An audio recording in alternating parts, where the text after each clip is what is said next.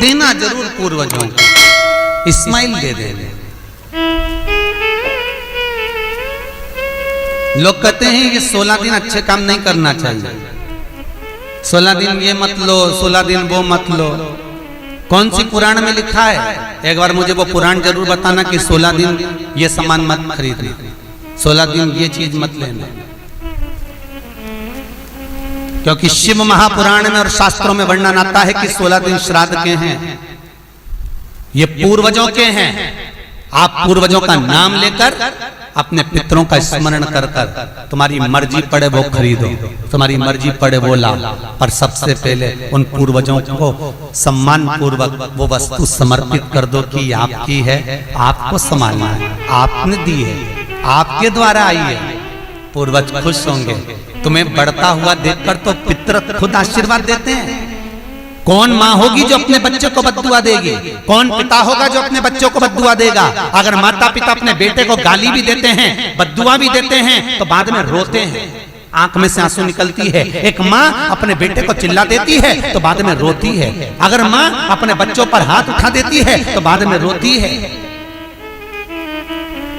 तो क्या मरने के बाद पितर तुमको बद्दुआ देंगे? नहीं, पितर आशीर्वाद देते हैं। बस इतना जरूर कहते हैं कि मैं छोड़ कर गया था रे, मैं तुझे देकर गया था रे, मुझे भूल क्यों गया? तू थोड़ा देता क्यों नहीं है?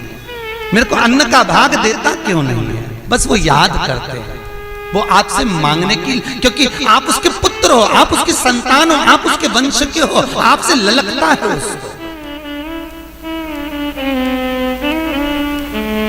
किसी दूसरे से नहीं।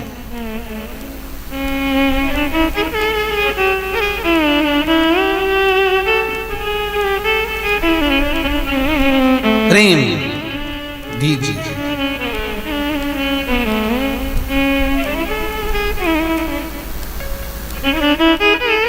भले कोई किस भाव से आए उसका आदर हो, उसका सम्मान। कई लोगों का प्रश्न होता है, गुरुजी हम 4 भाइयों का परिवार है, पर पितृ दोष मुझ पर ही क्यों आ रहा है? मैं क्यों तकलीफ भोग रहा हूं? मेरे को क्यों कष्ट आ रहा है? मेरे क्यों पांव दुख रहे हैं? मेरे घर में क्यों ऐसी परेशानी आती है? सबकी सब तो सुखी है। ध्यान रखना, पितरों का जिससे लगाव होता है और जिसको पितरों ने दिया होता है, पूर्वजों ने दिया होता है, भगवान ने दिया होता है, लालसा उसी से होती है। भीख मांगने वाला, भिक्षा मांगने वाला भिखारी भी होता है, भिक्षुक भी होता है। तो गाड़ी देख लेता है कि 4 व्हीलर गाड़ी से आया है तो सेठ जी 10 रुपया देगा। कोई पैदल जाता है तो भिखारी भी सोचता है बेचारा क्या देगा, उसके पास तो खुद नहीं, पाँव में चप्पल नहीं पहना है, फिर भी हाथ फैला देता है कि दे दे तो ठीक है, नहीं तो कोई गाड़ी वाला तो देगा ना मुझको। उसी तरह घर के पूर्वज, घर के जो आहूत होते हैं, घर के जो पितर होते हैं, घर के जो वासुक होते हैं, घर के जो पूर्वज होते हैं, आशा उसी से लगते हैं जो दे सकता है। जिसके पास है ही नहीं उससे क्या आशा रखेंगे? जिसके पास कुछ है ही नहीं उससे आशा रखना क्या?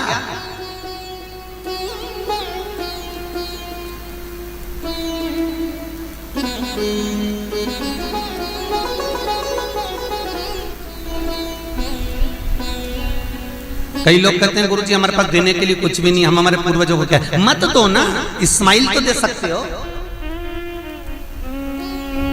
जिस दिन तुम्हारे पूर्वजों का श्राद्ध है, तुम्हारे पास में खिलाने के लिए अन्न नहीं है, तुम्हारे पास देने के लिए दान नहीं है, तुम ब्राह्मण को घर में नहीं बुला सकते, कोरोना महामारी चल रही है, तुम कुछ भी नहीं दे सकते, तुम्हारे पास देने के लिए वस्त्र नहीं, आभूषण नहीं, कुछ भी नहीं, मत दो। निवेदन है बस चेहरे पर प्रसन्नता रखकर, एक निवेदन है कि चेहरे पर प्रसन्नता रखकर उस दिन अपने पूर्वजों को याद जरूर करना और कह देना कि आप ही का दिया हुआ है जो हम खा रहे हैं, हम पर करुणा करना। हमारे पास कुछ भी नहीं है, डब्बे में से गुड़ या शक्कर निकालकर अरे गैस को लाइटर से जलाकर उसकी अग्नि में छोड़ देना, पर 2 दाने शक्कर के छोड़ना जरूर, जिससे वो जीवात्मा दरवाजे पर आकर भूखी ना जाए, उसके मुख में कुछ तो चला जाए और वो जीवात्मा तुम्हें आशीर्वाद दे जाए। तुम्हारे पास कुछ ना हो तो इतना तो दे सकते हो साहब। स्माइल तो दे सकते हो, प्रसन्नता तो दे सकते हो, मीठी वाणी तो दे सकते हो, अपने पूर्वजों को याद तो कर सकते हो, अपने इष्ट को याद तो कर सकते हो, जिसने दिया है उसका गुणगान तो गा सकते हो।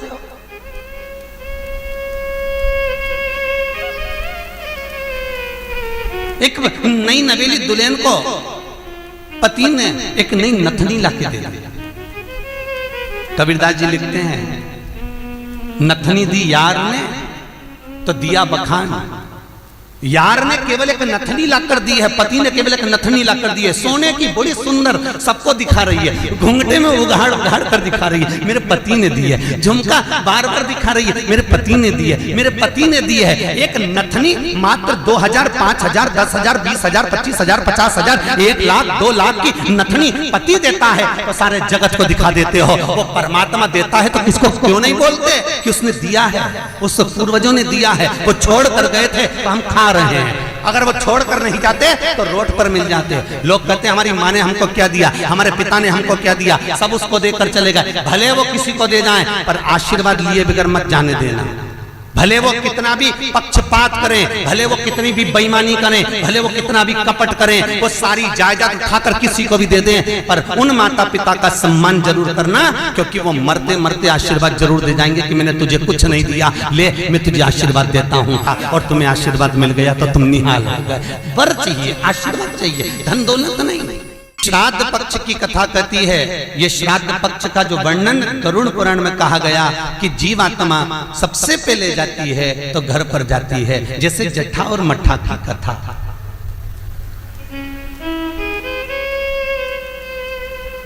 दो भाई हैं, जट्ठा और मट्ठा, दोनों साथ में रहते थे, पर इनकी जो धर्म पत्नियां थीं आपस में कुछ भेदभाव हो गया, दोनों अलग अलग हो गए। जट्ठा बहुत धनपति था, मट्ठा थोड़ा सा गरीब था, दोनों अलग अलग रहे। जट्ठा का बिजनेस अच्छा चलता है, जट्ठा का धन बहुत सारा है, संपदा बहुत सारी है, क्योंकि माता पिता का सारा धन जट्ठा ने अपने कब्जे में रख रखा था। सारे माता पिता की जितनी प्रॉपर्टी थी, जितना वैभव था, जितनी सत्ता थी, जट्ठा ने अपने कब्जे में रख ली थी। और मट्ठा ऐसे ही बेचारा सहज भाव का, भोला भंडारी, सरलता का भाव वाला चल दिया, अपना बोरी बिस्तर उठाया, अपनी पत्नी के साथ, बच्चों के साथ चले गए।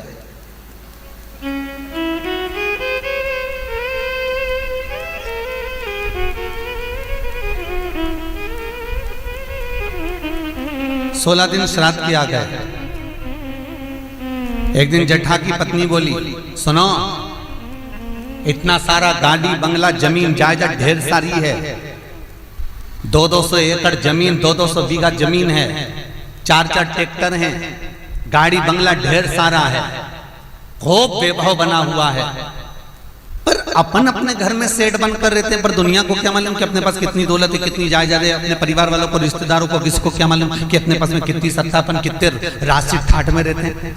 तो पति बोला क्या करना है, पत्नी बोली एक काम करो, तुम्हारे जो पिताजी मर गए थे उनका श्राद्ध आ रहा है,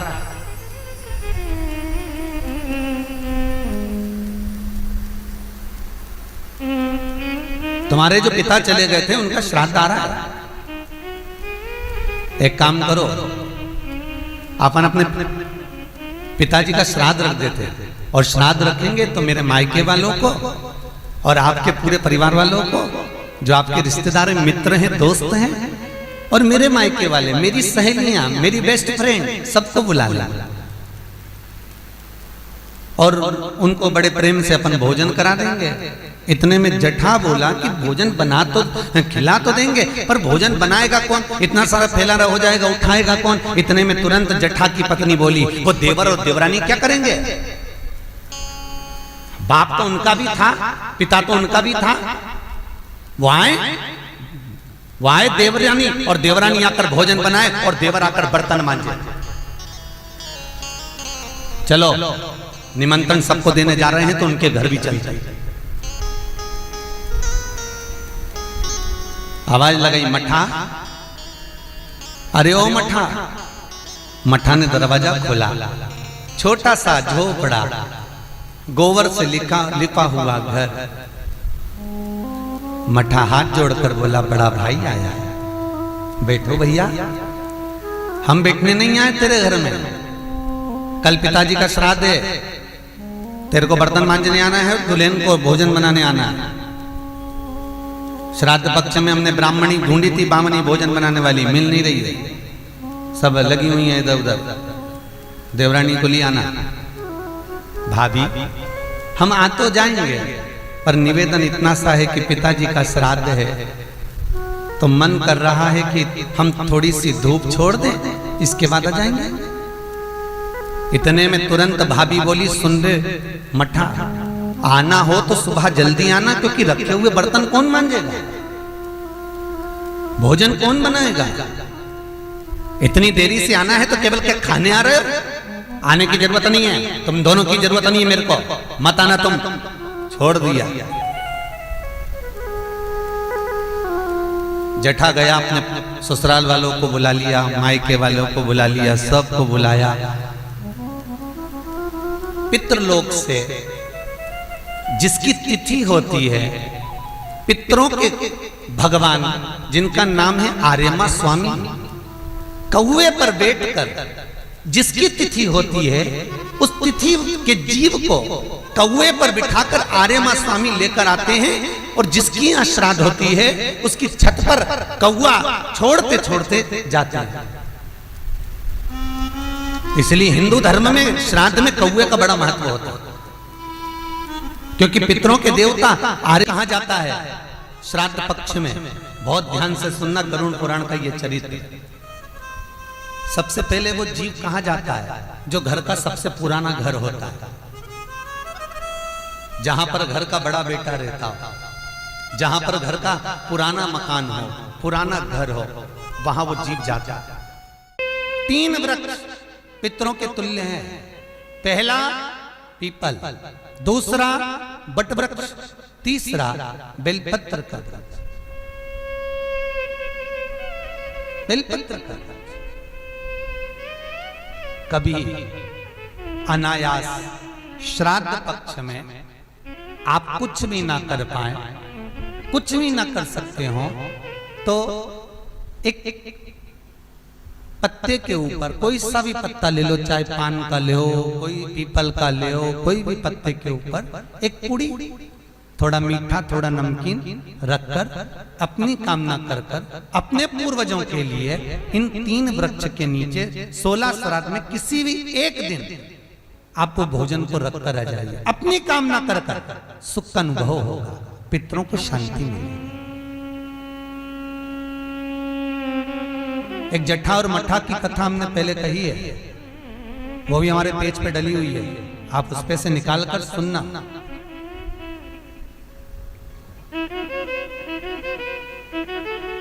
उसमें भी हमने व्याख्यान वर्णन करा जट्ठा मट्ठा की कथा।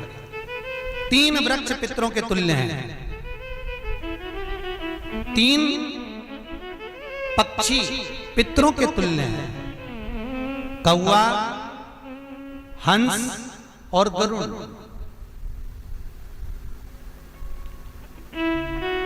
एक कौवा और एक स्वान, कुत्ता, ये 2 ऐसे होते हैं जिनको 20 मिनट पहले, आधे घंटे पहले, 1 दिन पहले, 24 घंटे पहले, 48 घंटे पहले क्या होने वाला होता है, कौवे को और स्वान को भान हो जाता है। क्यों? क्योंकि ये यमलोक में जहां यमराज निवास करते हैं, स्वान और कौवा उस स्थान का भाग ग्रहण करते हैं, और इनको ये ज्ञान पूर्व से यमराज से प्राप्त होता रहता है, पूर्वभान होता प्राप्त होता रहता है। एक कौवा एक स्वान, कोई घटना घटने वाली होती है तो कुत्ता रोने लगता है, कोई घटना घटने वाली होती है तो कौवा आकर बैठ जाता है, कोई आ रहा है तो कौवा आएगा, कोई भाव सूचक है तो कौवा आकर बैठेगा। दरवाजे पर कैसे, उसका भी भान है, अटारी पर कौवा कहां बैठा है, दरवाजे पर कौवा कहां बैठा है, किस स्थान पर कौवा विराजमान है, उसका भी भाव हमारे शास्त्र में वर्णन है। 3 पक्षी, 3 वृक्ष पितरों के तुल्य, पक्षियों में कौवा, हंस और गरुड़, ये पितरों के तुल्य, जो अधोगति में मर जाते हैं, जिनको पिंड नहीं मिलता, तर्पण नहीं होता, ब्राह्मण का भोज नहीं मिल पाता, जो मर जाते हैं, जिनका अंतिम संस्कार तक नहीं होता, जिनकी गति बिगड़ जाती है, ऐसे जीव कौवे के अंश में प्रकट होते हैं, जो पूर्ण फल लेकर जाते हैं। पितृलोक में जगह नहीं होती, बैकुंठ में जगह नहीं होती, कहीं अगर जगह नहीं है देवलोक में तो इनको कौवे के अंश में, गरुड़ के अंश में या हंस के अंश में डाल दिया जाता है। महाराज फिर अगला वर्णन किया, 3 पशु, कुत्ता, गाय और हाथी, ये पितरों के तुल्य होते हैं। शिव महापुराण की कथा कहती है अगर श्राद्ध पक्ष में गया नहीं जा सकते तो गाय के मुख में गयासुर ने वर दिया था कि गाय के मुख में अगर कोई गया नहीं आ पाएगा तो गयासुर 16 दिन गाय के मुख में निवास करेगा। और गाय के मुख में श्राद्ध के समय पर अगर कोई रोटी देगा, श्राद्ध के समय पर जो भाग देगा उसको गया जी में पिंड करने का पुण्य फल प्राप्त होगा। ये गयासुर का वर गौ माता के लिए था। तो गाय के मुख में 16 दिन तक गया क्षेत्र का पिंड का भाग प्राप्त होगा। कुत्ता, गाय और हाथी। स्वान को रोटी क्यों देते हैं? क्योंकि स्वान पितरों को अपना भाग प्रदान कर देता है। स्वान रखता नहीं है, चुका देता। फिर 3 जलचर है महाराज जो पितरों के तुल्य हैं, मछली, कछुआ और नाग।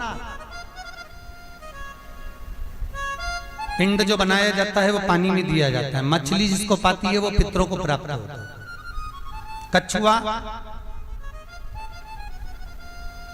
श्रावण के इस 16 श्राद्ध के अंतर्गत कछुआ यदि आपके दिए हुए भाग को पा लेता है तो वो जीव उसी समय पर तर जाता है। और महाराज नाग, वो भी पितरों के तुल्य माना। इन 3 पितरों के क्रम का वर्णन किया गया है। भगवान शिव ओगड़दानी बट का वृक्ष के रूप में ब्रह्मा को बना देते हैं और शंकर बटकेश्वर महादेव के रूप में